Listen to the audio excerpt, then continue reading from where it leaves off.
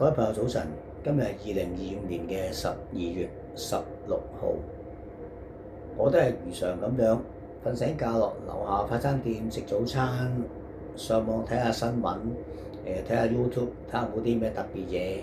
咁我今日睇到樣嘢就令我諗起一個4字嘅成語，想同大家分享嘅。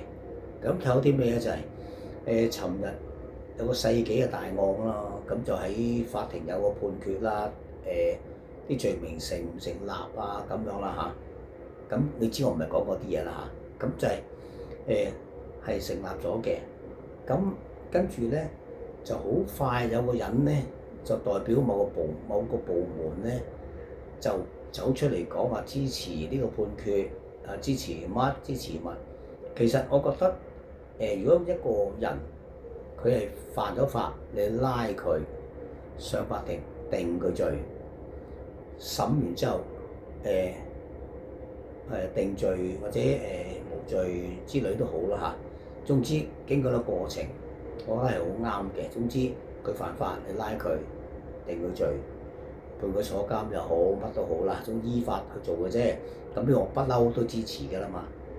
咁我就覺得你需唔需要咁快嗰個人走出嚟去話我支持呢個支持嗰個？我覺得佢都快咗少少，其實佢可以遲少少先做嘅喎，唔使咁心急。但係點解咁心急咧？咁所以導致我諗到個成語就係明哲保身。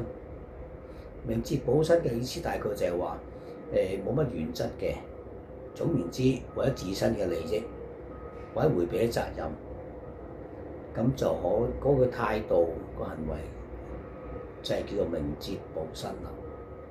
咁所以我就想同大家分享咧，今日呢4字成語就係呢一件事。咁或者有一個類似嘅成語，咁大家可以上去 Google 睇下啦。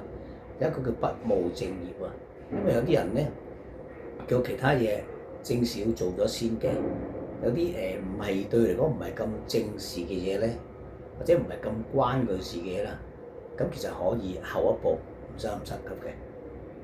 同大家講一次，呢個成語叫明哲保身。多謝各位，拜拜。